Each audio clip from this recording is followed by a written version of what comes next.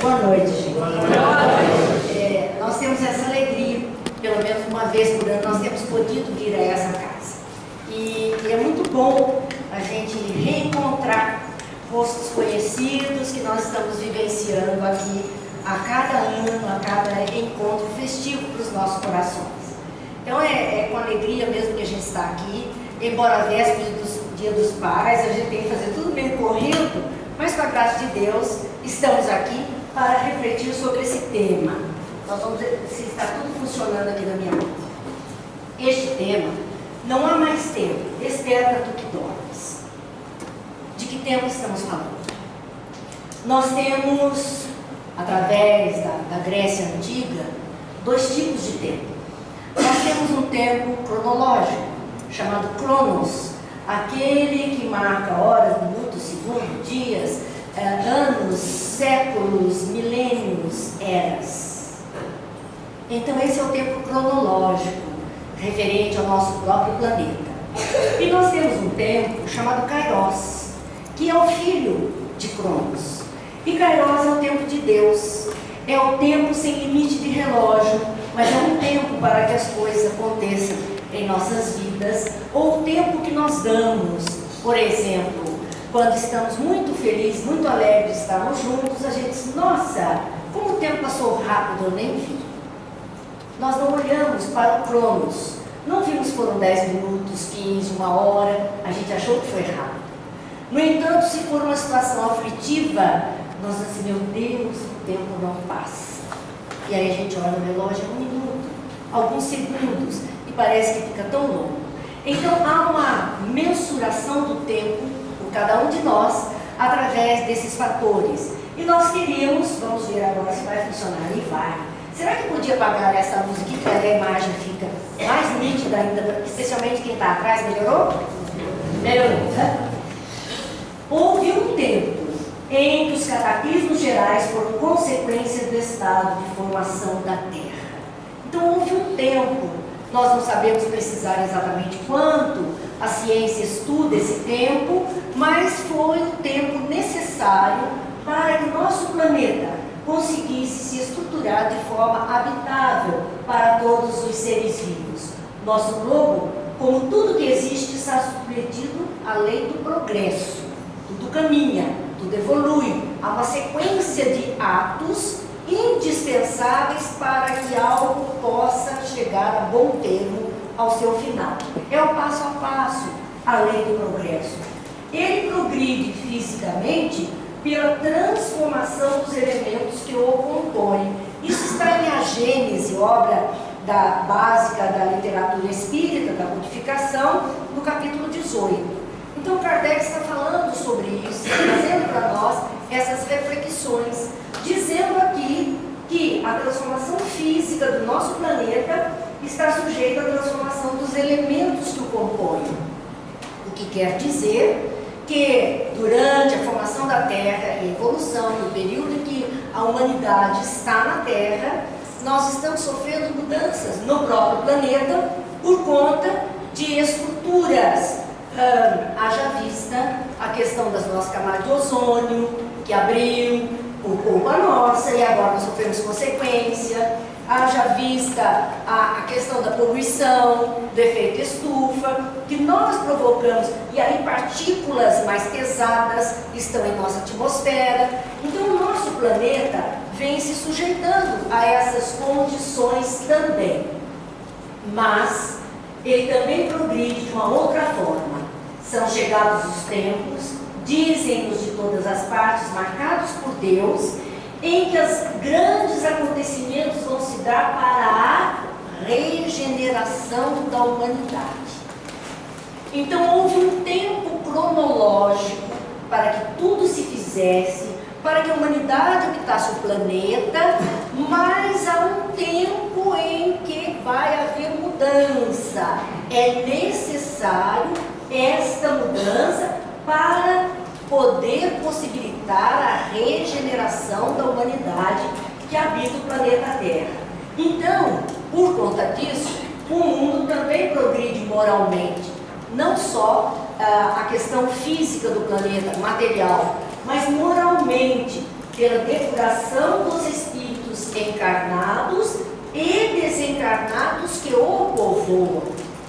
Porque quando nós estamos falando do planeta Terra e falamos de uma humanidade terrena, e a nossa literatura diz que temos na Terra aproximadamente 7 bilhões de espíritos aqui encarnados, mas a literatura espírita, olha, nós temos perto de 22, agora já estão subindo para 35 bilhões por tudo, entre encarnados e desencarnados.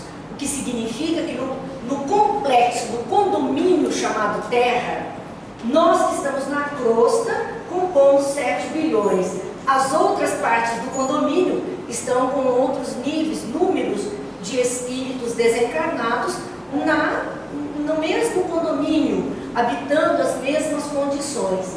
E aqui estamos processando, então, uma transformação moral. Quando nós, às vezes, temos alguma dificuldade em entender o que trata a moral, o que é a moral, o que é progredir moralmente, basta substituirmos a palavra moral por costumes.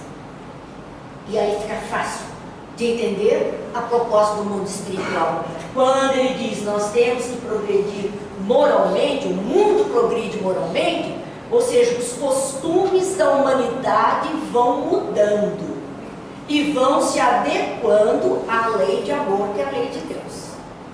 Então, os nossos costumes de vida vão sofrendo alterações ao longo do tempo. E é por conta disso que em Gênesis nós encontramos hoje, não são mais as entranhas do planeta que se agitam, são as da humanidade. Nós temos alguns terremotos, alguns vulcões que estavam inativos, voltaram ativos há pouco tempo. Nós temos alguns tsunamis, temos algum movimento da crosta planetária, das placas tectônicas. Isso é pouco perto das convulsões telúricas do início do planeta. É um nada, perto de tudo que já aconteceu. Então, o planeta em si está calmo, está se acomodando. O que é que está em convulsão? O que é que está mais complicado? Simplesmente as entranhas da humanidade. É o ser humano que está em convulsão. É o ser humano que tem muito conflito dentro de si. É o ser humano que está acomodando valores dentro de si. Então, a mudança que se pensa para esta época não é mais a questão de planeta, mas a questão da espécie humana, do ser humano, processar mudanças necessárias à sua evolução.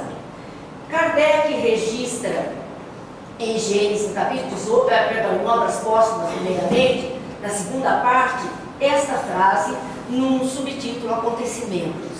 E ele diz: a imprensa vomitará todas as loucuras humanas, até se esgotarem as paixões que elas criaram.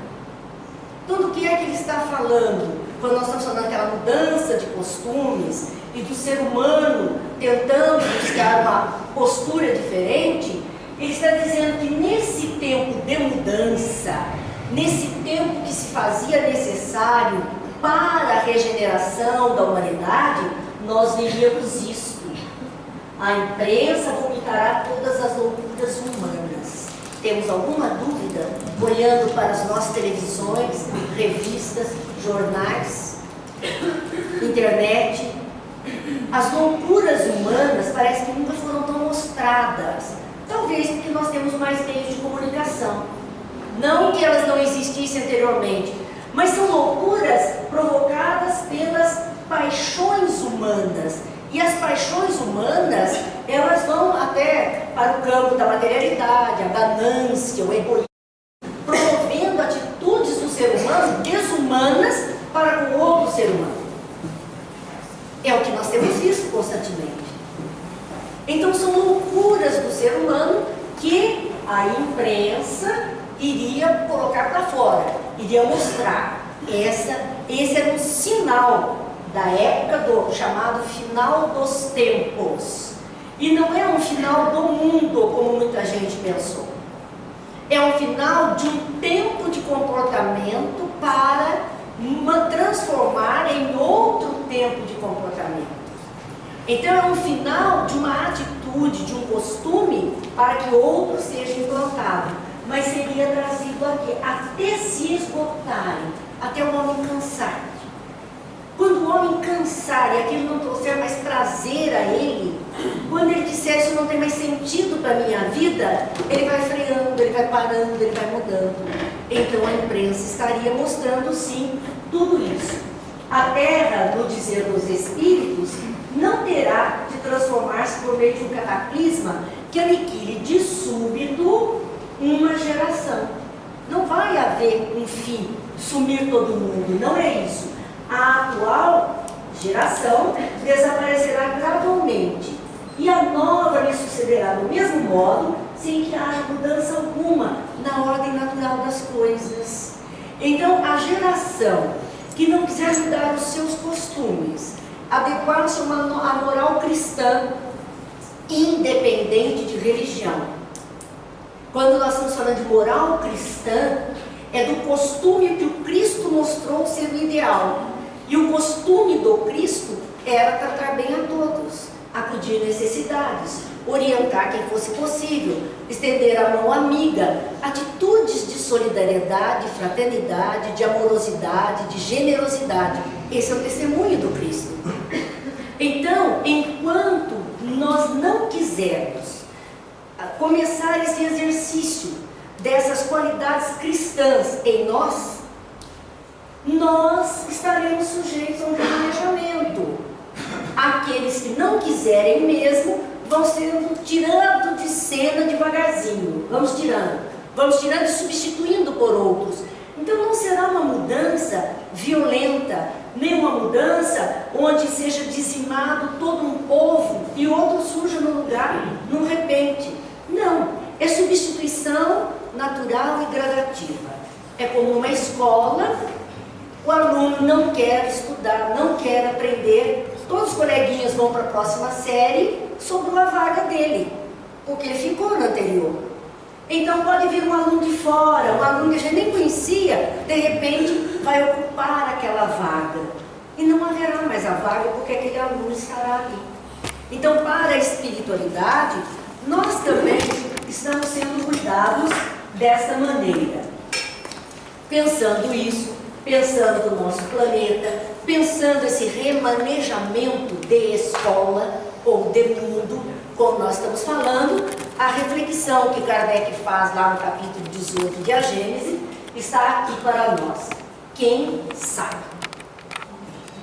Quem é que vai sair dessa história? Vamos ver quem são os candidatos a sair dessa história. Olha aí, os que praticam o mal pelo mal e o sentimento do bem não atinge. Então aqueles declaradamente maus, que têm prazer em fazer o mal e que não se compadecem, não tem um resquício de um sentimento de bondade, esse está lá no vermelhinho, ó, impedido. Não pode ficar aqui. Para ele está proibido. Ele não pode, ele tem que sair. E para onde eles vão? Espiar seu endurecimento, uns dos mundos inferiores, outros em raças terrestres atrasadas. Então é o aluno que não quis de jeito nenhum estudar, teve todas as chances, não vai acompanhar aí a classe. Ele fica numa classe inferior, onde ele vai ter que aprender alguma coisa a mais, ou então ele vai ser remanejado para outra escola, porque não aguenta acompanhar o ritmo daquela escola. Ele tem que ir para uma escola mais fraca. Então, no caso dos espíritos, será assim: vai para mundos inferiores, e isso não é castigo. Percebam que não é castigo de Deus, tanto quanto um aluno que não acompanha o ritmo de uma escola, quando ele é remanejado para uma escola um pouquinho mais fraca que aquela que ele se encontrava, ele vai se enquadrar com todo mundo e vai seguir bem. Ele vai estar bem. Ele não vai se sentir diminuído. Ele ficava onde todos avançavam e ele não. E ainda atrasava a classe que queria aprender um pouco mais. Então ele vai para um local compatível com ele. Mundos inferiores ou então raças terrestres mais atrasadas.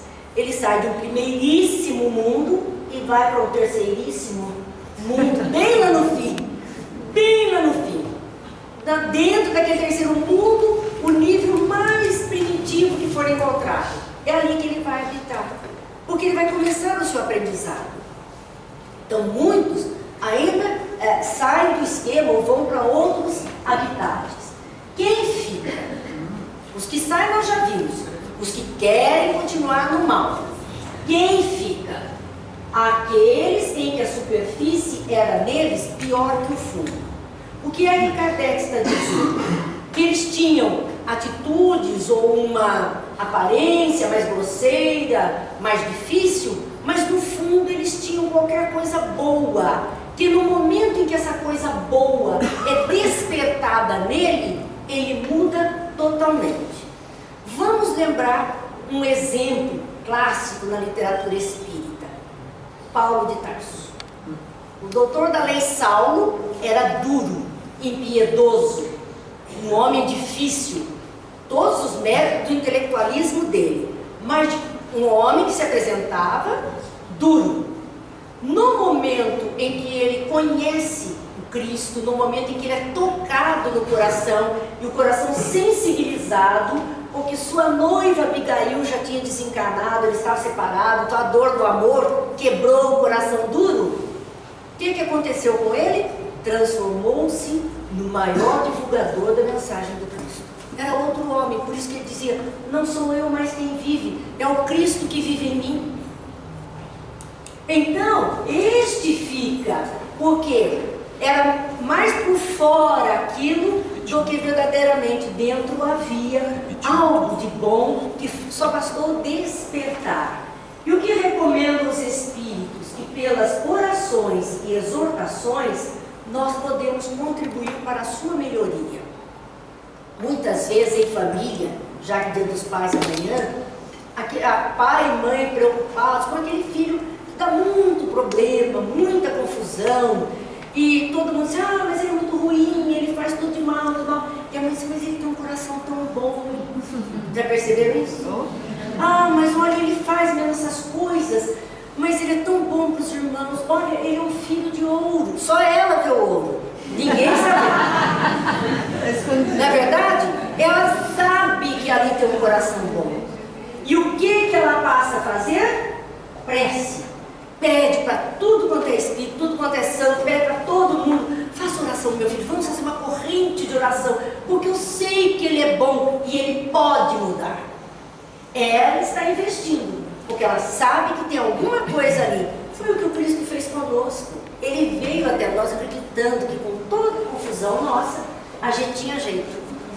Então ele veio acreditando para que a gente mereça mesmo esta terra.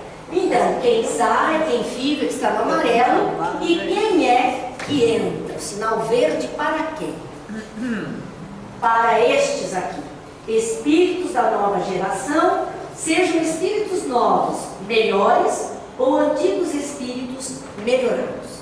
Sejam novos no habitat, mas são melhores do que aqueles que aqui se encontram, ou sejam os antigos que aqui já viveram e que agora se apresentam melhorados. É a chance de novamente voltar a este cenário. Então, se nós quisermos voltar mais vezes aqui à nossa crosta terrena, compondo essa humanidade, nós temos que sempre nos esforçar para nos melhorarmos, porque melhorando nós temos o passe livre de volta. Não há condição de embargo, ninguém vai prender, nós vamos ter liberdade para voltar. Então está aqui uma amostra deste momento de transição do planeta, deste momento de mudança dos nossos costumes, da nossa moral, da humanidade terrena, e como é que vai o quadro que vai se delinear diante dos nossos olhos daqui para frente. E muito acentuadamente nós vamos identificando os que praticam o mal pelo mal, que não têm sentimento do bem, os que estão ruins apenas por acaso, mas tem já uma centelha do bem, a gente acredita que tem jeito, e aqueles que estão se aplicando para aqui permanecer. 3 grupos distintos, porém todos juntos na Terra. E aí vem uma pergunta para nós que compomos esta humanidade: humanidade dirigida pelo Cristo, não é Ele o nosso modelo e guia, não é Ele o governador planetário. Então, a questão é essa: por que, dentre bilhões de espíritos que habitam as diversas dimensões do nosso planeta, esses mundos espirituais, nós fazemos parte do percentual mínimo dos que vivem em sua superfície, justamente na época da transição para um mundo de regeneração? Por que será que nós estamos aqui? Qual é a razão? Exatamente. Eles acreditam que nós estamos fazendo jus a esta chance de vivermos esse mundo de regeneração. Nós ainda temos jeito. Eles estão acreditando que nós temos jeito. Nós temos que fazer confiar e fazer jus a esse crédito que estão nos dando. São moratórias em cima de moratória. Vive um pouco mais, vamos dar uma consertada aqui, você vai ver mais alguns anos. Porque eles estão aceitando isso de nós. Então, nós temos, mas é claro, não pelos nossos belos olhos. É claro que esperam de nós alguma coisa para este mundo de regeneração, para este mundo melhor. Nós vamos ter que contribuir também. Não é só ganhar, mas temos que contribuir. A oportunidade nos foi dada. Olha aí, de mundos em mundos chegamos aqui e aqui mesmo que nós queremos estar. Que oportunidade foi dada? Para quê? Para iniciarmos a reparação dos nossos erros pretéritos. Então, a reencarnação, como a doutrina nos ensina, ela tem essas coisas. A oportunidade de reencarnarmos, é que estamos aqui num corpo de carne hoje, ela vem nesse sentido: repararmos os nossos erros pretéritos passados. Claro, se nós estamos numa lei de progresso, se nós fazemos parte da humanidade, se nós estamos numa escola gradativamente passando para um ano mais elevado, já erramos muita coisa e muitas vezes temos que reparar tudo isso para podermos continuar, para termos novos aprendizados e evoluir. Então não é só reparar. Nós não estamos aqui para pagar. Muita gente acha, esse mundo é para a gente pagar, é um mundo de dores. Não. Ele também tem dores pela nossa condição. Nós também vamos pagar os débitos, cada um particular que está devendo. E hoje está até mais fácil, você faz acordo, né, na dívida, diminui um pouquinho, Deus, tá bom, vai, eu deixo por menos, vê se você dá conta de uma vez e a gente vai zerar isso aí. Nós vamos ter que ajustar. E vamos fazer um novo aprendizado. Há coisas novas para aprendermos. Quando Jesus estava em partida, que iriam acontecer os fatos que acabariam por dar fim ao seu corpo físico e ele encerraria sua trajetória terrena, ele alertou os seus: eu me vou, mas rogarei ao Pai que vos mande um outro Consolador, que ficará eternamente convosco, que vos fará lembrar todas as coisas que eu vos tenho dito, e outras que por ora não podeis compreender. Então o que Jesus estava dizendo? Que existiam coisas que nós ainda não podíamos compreender. No livro dos Espíritos, em várias questões que ele tem, os Espíritos dizem assim: é tudo que podemos dizer por agora. Por hora vocês não têm condição de entender mais do que isso. Não há como explicar porque vocês ainda não têm o alcance. Então isso é uma demonstração de que a todo tempo estamos aprendendo e evoluímos materialmente pela própria estrutura física, que vai sofrendo modificações pelas necessidades que o espírito apresenta. Nossos corpos hoje não são iguais da época primitiva. Alguns órgãos se atrofiaram, diminuíram, outros se avolumaram, criaram um valor maior, e nós estamos nessa mutação da forma física constante. Quer dizer, a forma também evolui pela necessidade de quem vai usar. Como um automóvel evolui pela necessidade do motorista, das estradas, enfim, a tecnologia vai funcionando. Funciona para o nosso corpo. Mas evoluímos também na questão de inteligência. vamos desenvolvendo capacidades. E na questão moral dos nossos costumes ou dos nossos sentimentos, começamos a valorizar outras coisas. Lembram-se que nós começamos na trajetória do amor pelo instinto. Pelo instinto, depois a razão, para depois os sentimentos. Então nós estamos gradativamente evoluindo para aplicarmos bem tudo que já conquistamos em favor de nós mesmos e de um mundo melhor.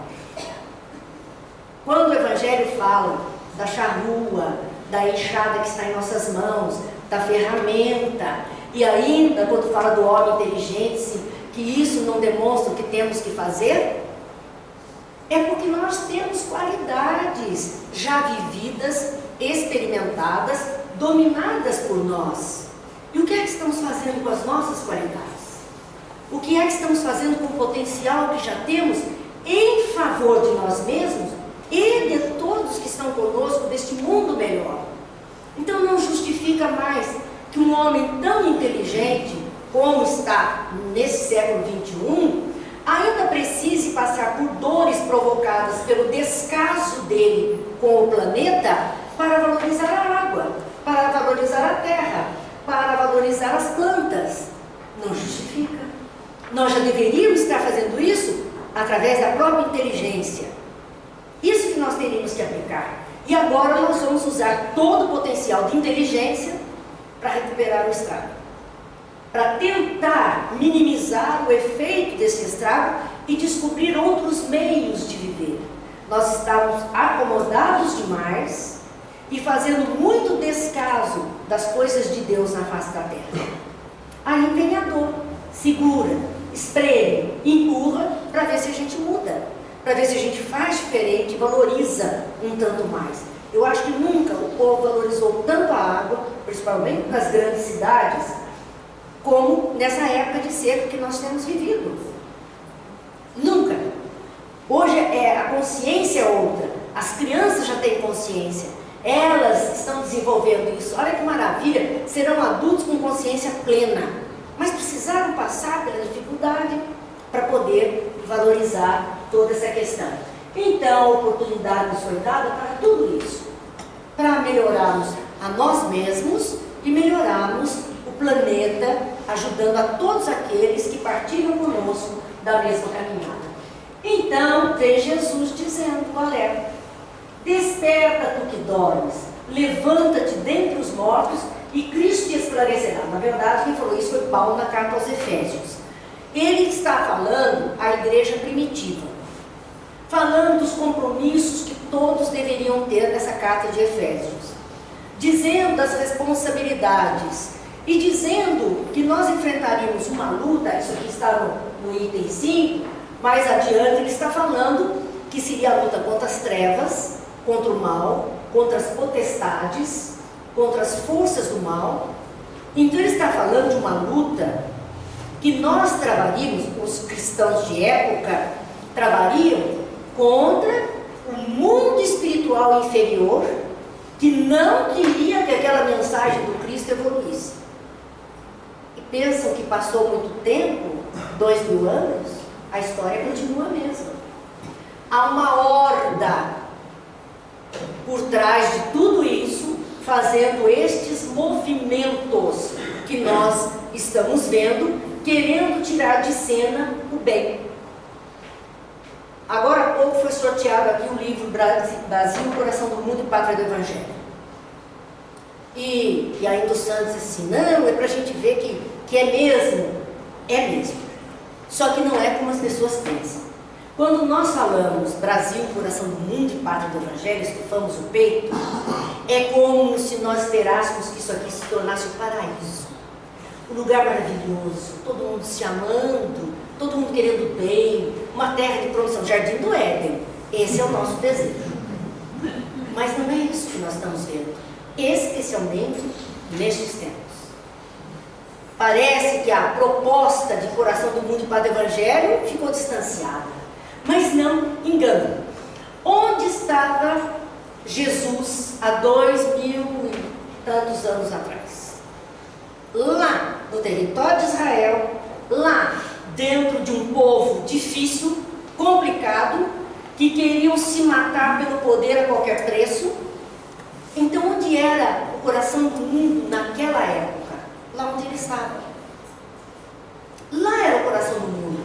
Lá era a pátria do Evangelho, porque foi lá que nasceram as suas palavras. E de lá foram trazidas para nós. Então, Jesus está conosco agora. Ele está onde é necessária a sua presença. Por isso é mesmo o coração do mundo, porque aqui é a pátria cristã. Embora o Estado seja laico, o brasileiro é cristão de alguma forma, ou tem uma religiosidade muito entranhada na alma. E Jesus se faz presente mais do que nunca, porque onde houver a dor e a necessidade, é aí que ele estará presente.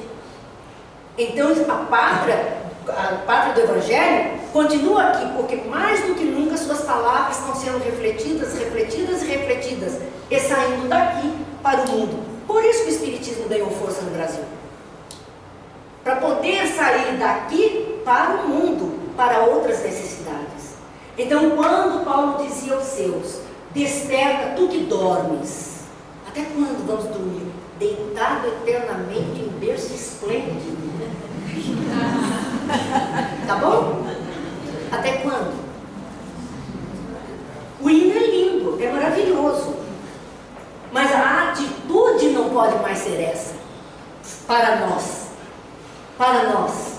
É hora do testemunho do cristão, do testemunho da verdade, do testemunho do bem, do lutar pelo bem de todos, de querermos uma coisa melhor. Então está aqui, ó, desperta tu que dormes, levanta-te dentre os mortos. Parece uma coisa, como é que pode Paulo falar isso, levantar dentre os mortos? É aquele morto para as coisas de Deus, para os valores do Espírito. É aquele que está preso pelas coisas materiais, que não tem alma, que é impiedoso, que pisa sobre todas as criaturas. A gente diz, não, a pessoa não morre de fome, ela morre do descaso de quem poderia auxiliá-la a ter o alimento. Ela não morre de frio, ela morre do descaso daqueles que poderiam estar cuidando dela. Então, nós temos que levantar dentre esses mortos, presos às coisas materiais, sem a vida que Jesus disse, eu vim para que tenhais vida, e vida em abundância. Não é pouco, com ele as coisas não são poucas. Para que a gente tenha isso, Cristo te esclarecerá. Interessante porque não fala Jesus.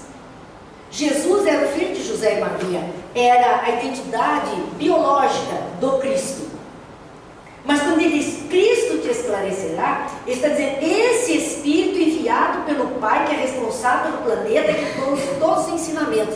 É ali que nós temos então o nosso esclarecimento. Basta que a gente queira. É hora de despertar para que a gente possa fazer alguma coisa melhor. Então nós temos aqui uma psicografia de Valk, em 2006, um trecho, onde ele dizia assim, nenhuma conquista exterior será lograda se não proceder das paisagens íntimas, nas quais estão instalados os hábitos. Esses de natureza perniciosa devem ser substituídos por aqueles que são saudáveis, portanto propiciatórios ao bem-estar de harmonia e de harmonia emocional. Ou seja, substituir hábitos não é nenhum sacrifício. Prestem atenção, quando nós temos uma doença qualquer física e vamos nos sujeitar a um tratamento, uma cirurgia, escapamos ali de uma coisa mais séria, o que o médico muitas vezes nos indica? Mudar os nossos hábitos. Se você quer viver mais, se você quer viver melhor, mude os seus hábitos. Como espíritos, nós temos muitos hábitos de experiências anteriores. Não só hábitos físicos, mas hábitos mentais, hábitos emocionais, sentimentos, maneira de ver a vida, são hábitos. E o que ele está pedindo? Mude, substitua os hábitos antigos que são perniciosos por outros que são saudáveis, propiciatórios do bem-estar e da harmonia emocional. Então percebam que é um trabalho que cada um tem que fazer consigo mesmo. porque ninguém pode mudar os meus valores, os meus pensamentos, os meus sentimentos, a não ser eu mesma. Então é hora de começarmos a pensar em nós mesmos, enquanto espíritos eternos, que estamos aqui na caminhada, olhando para nós, fazermos essas reflexões e vermos o que precisamos mudar, porque muitas coisas estão nos conduzindo a dores, a doenças, a dificuldades, e está somente na nossa competência processar a mudança. Veja que cemitério lindo, isso é na Suíça. Até o cemitério lá é bonito, tá vendo? Coisa linda, natural. Mas aqui está para ilustrar uma história que está ali, olha, na ampulheta do tempo a vida passa, e passa para todos nós. Esse é o tempo Cronos que está passando. Para todos nós. Não tem, aqui não tem distinção. Então conta-se que um jovem foi procurar um sábio. E esse sábio morava no alto de uma montanha. Eu nunca sei por que é que sábio mora sempre no alto da montanha. E bruxa mora sempre dentro de uma caverna. Já perceberam? Mas é assim. O sábio lá no alto da montanha. E ele foi procurar esse sábio porque ele tinha um punhado de questões para resolver. Então o que ele fez? Começou a andar, a procurar e passou por essa cidade, entrou nessa cidade para ir até as montanhas. Porque disseram que era ali que o sábio morava. Ao entrar na cidade, ele se deparou com um cemitério muito bonito, lindo, muito bem cuidado, um primor do cemitério. Mas ele então teve a curiosidade de ler algumas lápides, ver os nomes que ali estavam. E ele olhou assim: José, 1 ano e meio. Eu estou traduzindo na Suíça, mas eu estou falando em português. Maria, 3 anos e 2 meses. Luiz, 5 anos. E assim por diante. Ele foi vendo, ele ficou muito curioso. Mas que coisa! Será que isso aqui é um cemitério onde só crianças foram sepultadas? E aí tinha um cidadão, ele foi e perguntou ao moço: que lindo é esse cemitério, mas eu estou curioso. Eu estou lendo aqui as lápides e estou vendo que só criança, morre muita criança nessa cidade, porque assim, está tão pouco tempo marcado. E aí o homem disse: não, meu amigo, aqui a gente conta os dias efetivamente vividos por uma pessoa. Vamos fazer a continha dos nossos? Quantos dias efetivamente nós vivemos no bem? Será que dá 3 meses, 1 ano e meio? Quanto será? É isto que conta para a espiritualidade. O tempo efetivamente vivido por nós na proposta do bem. Então, talvez se nós fizéssemos essa terapia de fazer a continha, nós víssemos que uma vida com tantos anos cronológicos, o nosso tempo Kairos foi muito pequenininho, muito curtinho. Então o que é que nós precisamos?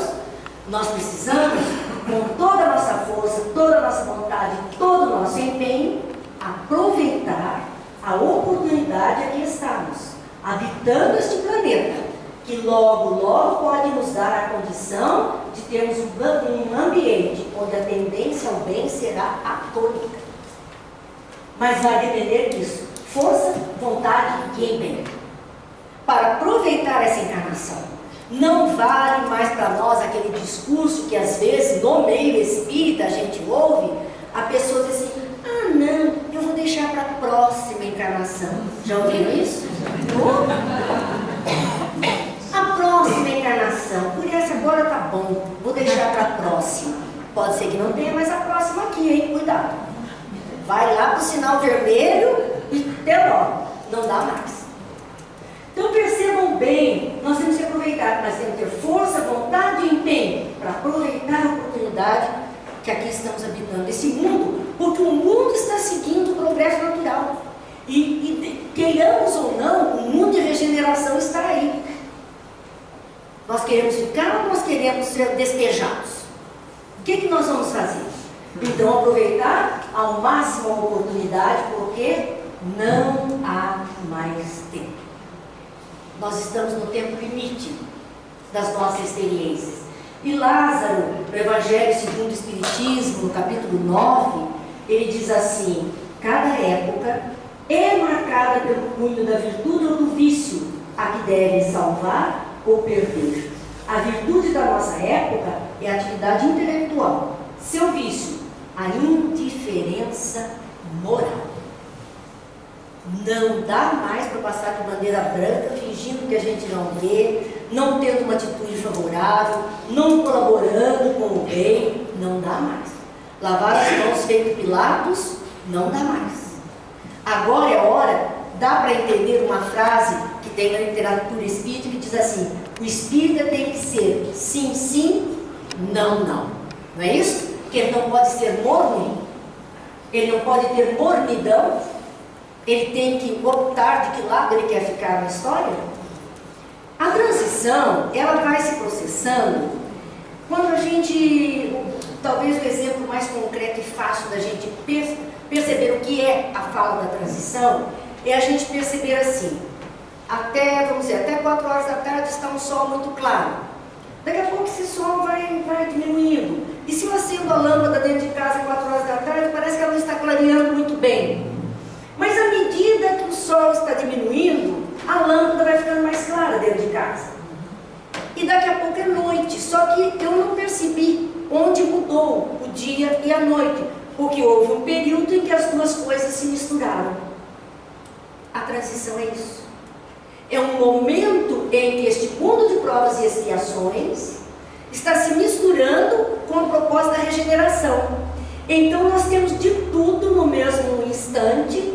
As luzes da regeneração estão se acendendo, mas ainda não detectamos, porque ainda não fechou o ciclo do dia. Por conta disso, nós ainda estamos vendo que temos compromisso, nosso compromisso especial com as crianças. Porque são eles, muitos de nós aqui já estão na curva do caminho. Eu sou candidato, já estou ali, ó, na curva do caminho. Né? A gente sabe disso. Um amigo meu falou comigo muito preocupado anteontem, que um determinado espírito orientando, disse assim: olha, aproveite o pouco tempo que você tem na vida. E ele, a mulher dele, então, ficou mais assombrada. E ele disse: meu Deus do céu, será que eu vou desencarnar já? Eu disse: olha, considerando que você tem já 74 anos, quer dizer, quanto tempo mais você acha que tem para frente? Vamos ser realistas. Outros 74? Não, sem chance. A nossa proposta de longevidade é até 100. Mas que seja lá por 150 aí, não dá. Matusalém não dá. Então, nós que já passamos mais que a metade de uma trajetória de 100, o que é que nós estamos esperando? Uma fase mais curta do que toda que já vivemos. E aí a gente olha para trás e diz: meu Deus, foi tão rápido. Nossa, o que eu fiz? Qual é o saldo? Qual é o saldo? Eu penso nisso. Eu tenho 68 hoje. Então eu olho para mim e digo: meu Deus do céu, o que eu fiz na minha vida? E eu não vou ter 68 para frente. Se tiver, nem 20 eu acho que a gente tem, né? Não sei, Deus é que sabe. Mas, quer dizer, com muito otimismo. Com muito otimismo. Temos que correr. Temos que acelerar. E quem estará ficando aqui? Crianças de hoje, que estarão adultos em 20 anos. Que estarão fazendo esse mundo, preparando, se a gente quiser voltar, viram muito bem esse final, que é para poder merecer voltar. Corre para acompanhar a turma, senão fica para trás. Então nós não temos mais tempo mesmo. Cronologicamente falando, nosso tempo está se esgotando para esta experiência terrena. Nós teremos sim oportunidades 1000 para frente, mas não mais nesta situação, nesta formatação em que ela se apresenta, não. Então aproveitemos ao máximo para fazermos desse mundo um mundo melhor e nos tornarmos criaturas melhores. E aí entra a doutrina espírita. Com toda a força que ela tem, Kardec diz lá no livro dos dos Médicos, no capítulo 3, que fala do método. Ele está falando como passar ideias espíritas a tipos de pessoas diferentes. Esse é o capítulo do método. E ele diz: o espiritismo se relaciona com todos os problemas da humanidade. Então o espiritismo vem para nos ajudar a solucionar os problemas de humanidade que temos, enquanto indivíduos ou enquanto sociedade. Ele vem nos ajudar, e Kardec diz mais nesse item: a crença nos espíritos constitui sem dúvida a sua base, mas não basta para fazer um espírito esclarecido. Nós acreditamos nos espíritos, nós queremos diálogos com os espíritos, nós queremos a comunicação dos espíritos das várias formas que ela possa se apresentar. Mas o que é que Kardec está dizendo? Que isso não basta para fazer um espírito esclarecido. Meu Deus, então o que é que é preciso? Então não basta acreditar no mundo espiritual, não basta querer esse contato. Ele vem, então, no item 19, dizendo: no Espiritismo, a questão dos espíritos está em segundo lugar, não constituindo o seu ponto de partida. Nós sempre colocamos em primeiro lugar. E o codificador está dizendo: olha, é o segundo lugar, não é o ponto de partida da doutrina espírita. O verdadeiro ponto de partida é, então, a existência da alma. Poxa, Kardec está usando duas palavras, espírito e alma. Vamos ao livro dos Espíritos. O que é a alma? Está perguntado lá. A alma é o espírito encarnado. Então, qual é a primeira preocupação da doutrina espírita? O ponto de partida para essa vida melhor da humanidade: trabalhar os encarnados que aqui estão. Doutrina espírita é essencialmente educadora. Ela veio para educar os encarnados, para que desencarnem melhor, não deem tanto trabalho no mundo espiritual, não seja necessário tanto trabalho de desobsessão aqui, nem de comunicação, doutrinação. Nós vamos aliviar esse trabalho no mundo espiritual e vamos fazer esse mundo melhor. Então Kardec fala muito bem de que nós temos que investir nos encarnados, também nos desencarnados, faz parte da nossa proposta. Mas o primeiro foco, dizer, o ponto de partida é o encarnado, porque será um a menos a dar trabalho no mundo espiritual. Será um a menos a complicar a vida no mundo espiritual. O Espiritismo vai secundar a maturidade humana, diz o nosso companheiro Wagner Paixão. Secundar a maturidade humana vai nos ajudar. De que forma? Vai nos ajudar a compreender ideias mais elaboradas. O espírita ousa pensar, e ele ousa pensar além da vida material. Ele ousa pensar, faz ideias mais elaboradas de todos os processos que a gente vê dos fenômenos. Quebrar os preconceitos. Chega, o espírita tem que entender, ele tem que tirar os preconceitos da sua lista, e a gente ainda vê muito, porque nós somos aqueles seres humanos carregando os nossos enganos passados ainda. Mas o Espiritismo, quando nos mostra todos como espíritos na caminhada evolutiva, que estamos aí em crescimento, e cada um no ponto exato em que é capaz de viver, de se expressar, e da forma como sabe, o Espiritismo, ele vem fazendo: olha, chega disso, somos todos irmãos, somos todos filhos de Deus, somos todos criaturas em caminhada evolutiva. Não tem esse nem aquele. Diante dos olhos de Deus, todos são iguais.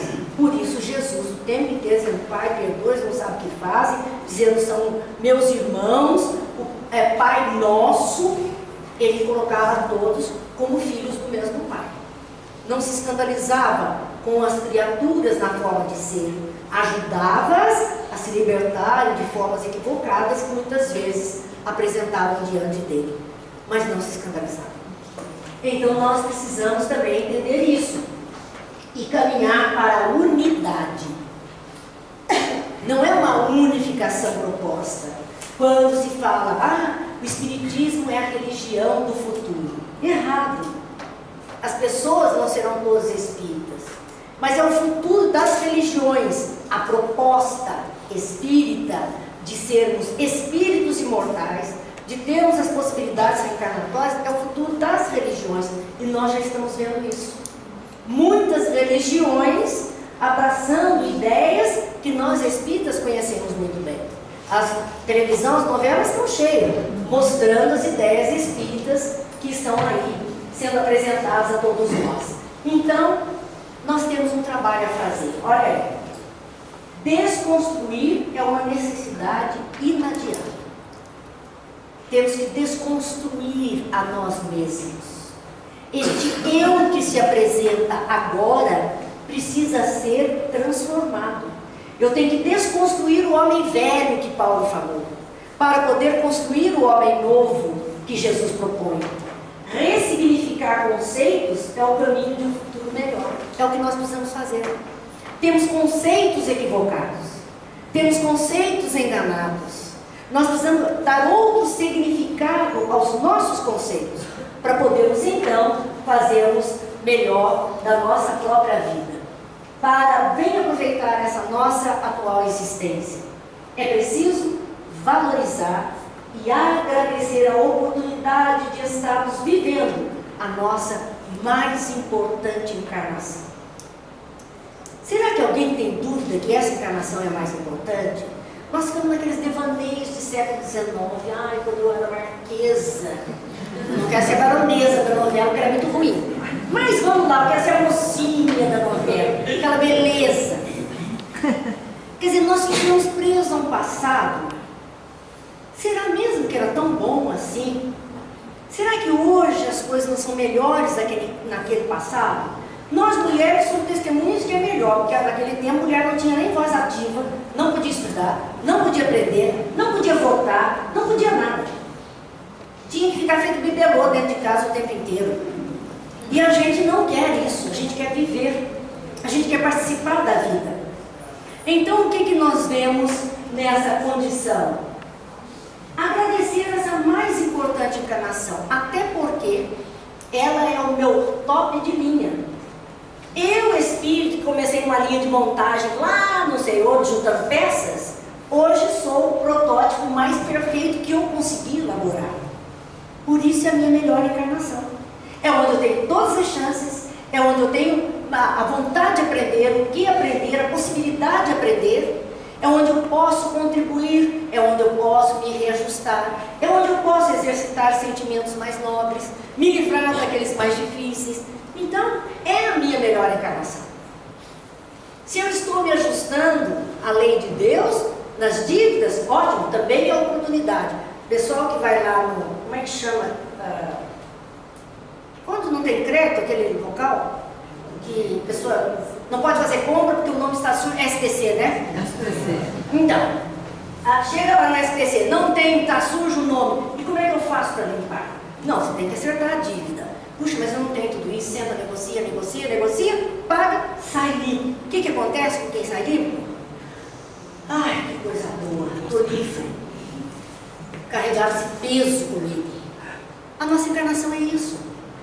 Quando nós vamos resgatando, nós vamos desencarnar assim. Ai, que bom, eu consegui pagar isso, consegui sair livre, me aliviei. Então, ela é a nossa principal fonte de trabalho. Abracemos amorosamente os compromissos abandonados de outros tempos, porque já abandonamos muita coisa no caminho. E quem hoje continua dizendo vai ficar para a próxima encarnação, está abandonando de novo. A chance veio, não, vai ficar para a próxima encarnação, está abandonando outra vez.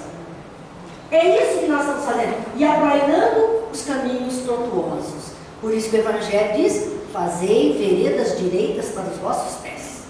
Nós precisamos caminhar com firmeza. Temos o que merecemos e somos aquilo que plasmamos. O que nós pensamos de nós mesmos é a nossa construção mental que entra em vigor. Também é preciso iniciar urgentemente um processo, então, de autoconhecimento. Como é que eu vou retificar? Como é que eu vou me livrar de preconceito se eu nem admito que tenho preconceito? Eu preciso mudar. Negar sentimentos inferiores chama-se autoilusão. uma atitude altamente destrutiva. Não, eu não sou avarento, não, eu sou econômico. Não é assim? Não, imagina, eu não sou fofoqueira, eu estou fazendo uma crítica positiva sobre o fato. O que eu estou fazendo? Não, desculpa. Para isso que é autoilusão. Não sou tão boazinha assim, sou aí a língua venenosa que se morder, morre. Não tem veneno. Então, gente, quer dizer, nós temos que largar isso, ser honestos e olhar, porque enquanto nós estivermos fazendo isso, nós não vamos retificar esses pontos. Nós estamos dando desculpas, dando uma puridinha, passa. Uma puridinha passa e nunca vou mexer nesse ponto. É preciso enfrentar o nosso mundo interior e admitir a natureza dos nossos sentimentos. O que é admitir essa natureza? Puxa, fiquei louca da vida porque essa pessoa me fez isso. Mas fiquei com tanta raiva aquela hora que se eu pudesse eu voava no pescoço dela. Palavras que normalmente a gente ouve. Mas foi aquela hora. Agora, mas nem sei mesmo por que nós discutimos. Que coisa, nem consigo me lembrar. E também aquela pessoa é tão boa, vai ver que ela estava um mau dia. Quer dizer, eu tenho que começar a olhar e admitir. Naquela hora eu senti raiva. Naquela hora eu fiquei brava. Naquela hora eu me magoei. Mas a mágoa não vai ser alimentada dentro de mim. A raiva não vai ser alimentada. São forças que estão dentro de mim e podem ser usadas em outras coisas melhores. Eu não preciso carregar isso comigo. Então esse é um trabalho que nós temos que fazer. Não adianta dizer, não, eu não sinto, eu amo todo mundo. Já ouvi muito essa expressão. Não tenho raiva de ninguém, eu amo todo mundo. Não, a gente sabe que isso não é verdadeiro na nossa condição atual. Ainda não é verdadeiro. Nós temos restrições, nós temos assim, algemas às vezes, e diz assim, meu santo não bateu com este, não dá, eu não posso nem olhar, essa pessoa nunca me fez nada. Sabe que uma vez, eu li um artigo de uma escritora espírita, e esse artigo, nossa, isso faz mais de 30 anos, eu li esse artigo e não concordei com o que ele escreveu. Eu tenho dessas, não concordo, vou pesquisar, vou procurar, eu não estou obrigada a aceitar. Então, vamos lá procurar. Não concordei na hora, mas eu fiquei muito com raiva dele porque ele falou alguma coisa de mal do Chico na ocasião. E eu, chiquista, então, vai falar mal do Chico para mim. Então, li o artigo, não gostei. Fiquei com raiva do indivíduo e nada mais dele eu queria ler. Um dia na internet, um site muito bom, artigos muito bons, era do próprio. E eu disse, nossa, como esse camarada escreve coisas boas, né? E me lembrei que eu tinha raiva dele naquele dia. Aí eu escrevi para ele, sem conhecê-lo. Porque eu fiquei com a consciência tão culpada de ter raiva dele naquele dia, ter emitido uma onda negativa, que eu precisei escrever para ele. Escrevi, você não me conhece. Mas houve um dia que eu li alguma coisa assim, fiquei furiosa com você. Mas quero me desculpar e dizer que hoje eu vejo essas coisas que você escreve com muito bons olhos. E ele respondeu, esse que interessante, né? A gente não precisa se conhecer mesmo. Mas olha, eu quero que um dia você venha à minha cidade, quem sabe você vem fazer uma palestra aqui e nós vamos ser grandes amigos. Eu achei isso formidável, saiu um peso do meu coração, de ter me confessado a ele que um dia eu tive raiva, imagina, nem conheço pessoalmente. Mas são coisas que a gente cria. E se eu não admitisse que naquela hora eu fiquei brava, nunca que eu ia pedir desculpa para ele de um pensamento, uma onda negativa que eu emiti na direção dele. E eu acho que eu tenho que retificar. Nós temos que ter a coragem de retificar. Mesmo o pensamento mal feito, nós temos que retificar. Porque vai bater essa onda naquela criatura, pode prejudicar essa pessoa e a culpa será minha. E eu não quero isso. Então, retifiquemos os nossos pensamentos, mas só se eu admitir. Senão, não mudo nada. Faça as pazes com as suas imperfeições. O que significa isso?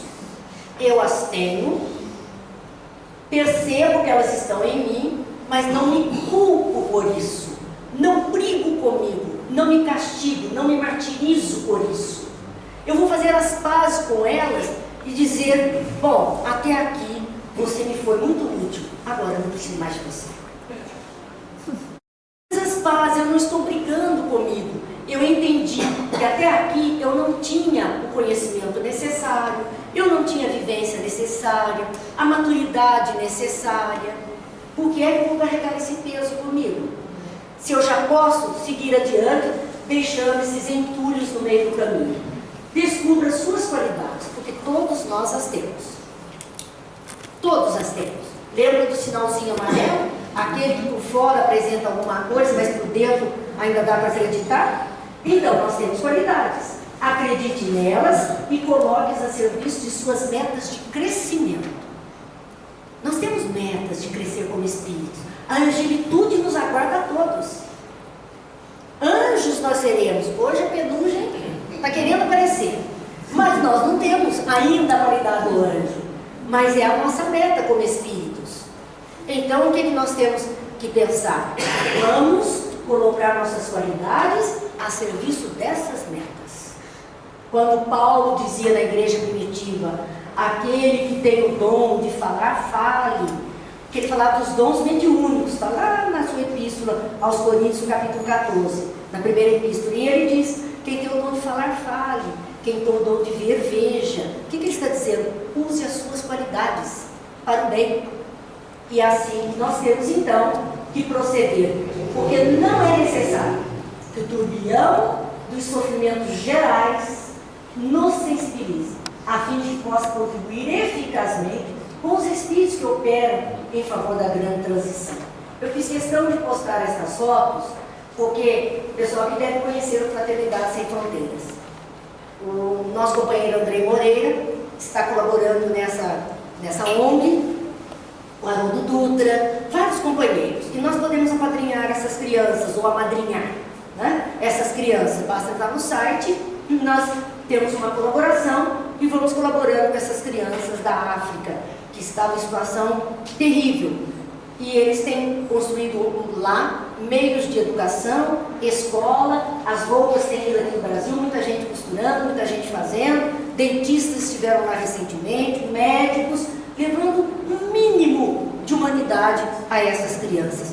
Mas será que nós precisaríamos, eu vou voltar aqui um pouquinho, precisaríamos mesmo disso para fazer alguma coisa, de vereador para fazer alguma coisa? Tem crianças no Brasil também precisando. Às vezes estão ao nosso lado, precisando muito. Basta que a gente tenha um olhar de sensibilidade, mas não precisaria nem haver a necessidade que nos sensibilizasse. Seria de lei que nós fizéssemos alguma coisa de bom por todas as criaturas. A codificação traz para nós ensinos preciosos. Então, o Dr. Bezerra nos diz: o Espiritismo inaugurou a era em que se abrem as portas para que o homem encarnado enxergue a extensão de sua família espiritual pelos sagrados laços da alma. Aquela criança da África é meu irmão espiritual. Aquela criança da periferia é minha irmã espiritual. Aquela criança que está no meu prédio, que às vezes está tão sozinha, numa classe média, numa classe boa, mas ali carentes de outras necessidades, é meu irmão espiritual. Então nós podemos sim, a doutrina espírita vem abrindo essas portas para que a gente identifique. Pensar com a alma aberta às novas incursões nos costumes e nas relações é um ato corajoso de abrir horizontes, escalar etapas e estabelecer ciclos novos que avançam na direção da regeneração do planeta. Queremos que essa regeneração acelere, temos que colaborar. Queremos um mundo melhor, queremos a paz, temos que edificar a paz. E olha, por pior que pareça a situação do mundo, há uma frase que garante que o mundo tem jeito.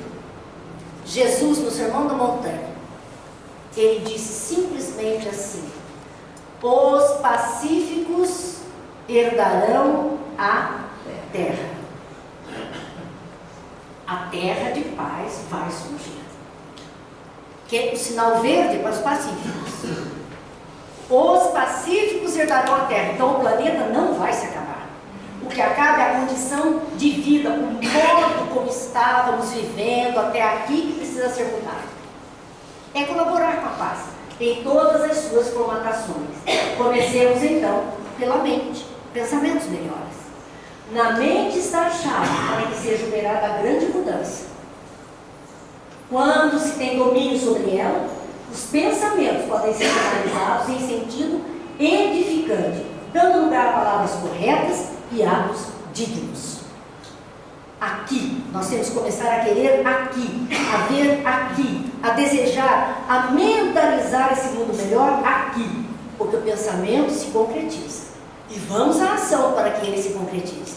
Então nós podemos sim colaborar para chegar a essa angelitude que todos ansiamos. A terra é a escola de bênção, onde se amealham os tesouros da imortalidade. E o tempo está passando para nós.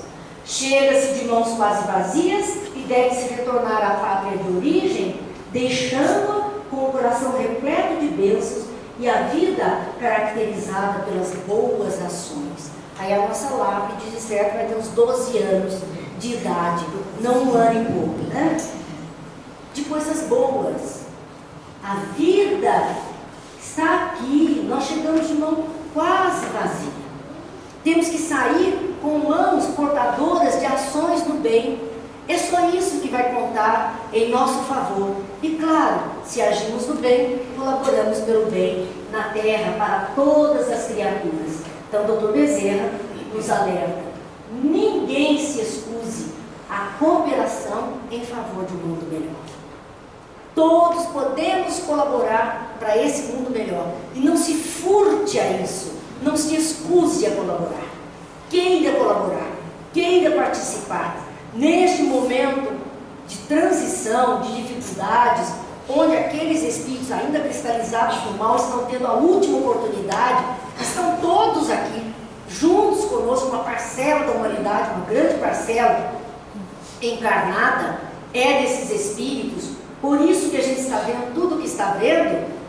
Saibamos que nós precisamos colaborar para que esse mundo melhore, que essas criaturas que estão tendo a última oportunidade, quem sabe, aproveitem um pouquinho para sair daqui melhor do que entraram.